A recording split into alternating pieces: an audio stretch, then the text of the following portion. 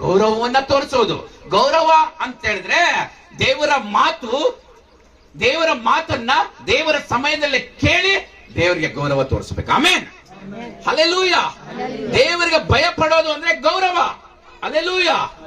ಅದಿಲ್ಲ ಅಂತ ಹೇಳಿದ್ರೆ ನಮ್ಮ ಜೀವಿತದಲ್ಲಿ ದೇವರಿಗೆ ಭಯ ಪಡ್ತಾ ಇಲ್ಲ, ನಿನಗೆ ನೀನು ಬೂಸ್ಟ್ ಮಾಡ್ಕೊಳ್ತಾ ಇದೀಯಾ. ಹಲ್ಲೆಲೂಯಾ. ನಾವು ಈ ಅಂತ್ಯ ದಿನಗಳಲ್ಲಿ ಬೇಕಾಗಿರುವಂತದ್ದು ಯಾವುದು? ದೇವರಿಗೆ ಭಯ ಪಡುವಂತವರು ಬೇಕು. ಆಮೇನ್, ಹಲ್ಲೆಲೂಯಾ. ದೇವರಿಗೆ ಭಯ ಪಡುವಂತವರು. ಅದಕ್ಕೋಸ್ಕರ ಯೆಶಾಯನ ಭಕ್ತನು ಏನ್ ಹೇಳ್ತಾನೆ? 66ನೇ ಅಧ್ಯಾಯ 2ನೇ ವಚನ, 66ನೇ ಅಧ್ಯಾಯ 2ನೇ ವಚನ, ನಾನು ಕಟಾಕ್ಷಿಸುವವನು ಎಂಥವನೆಂದ್ರೆ, ಅಂದ್ರೆ ನಾನು ದೃಷ್ಟಿ ಇಡುವಾತನು, ನನ್ನ ದೃಷ್ಟಿ, ನಾನು ಯಾರನ್ನ ನಾನು ದೃಷ್ಟಿಸುವವನು ಎಂಥವನು ಅಂದ್ರೆ ದೀನನು, ಮನಮುರಿದವನು, ದೇವರಿಗೆ ಭಯ ಪಡುವವನು. ಆಮೇನ್, ಹಲ್ಲೆಲೂಯಾ. ನಾನು ಅವರನ್ನ ದೃಷ್ಟಿಸುತ್ತೇನೆ. ನನಗೆ ಭಯ ಪಡುವಂತವರನ್ನ ನನ್ನ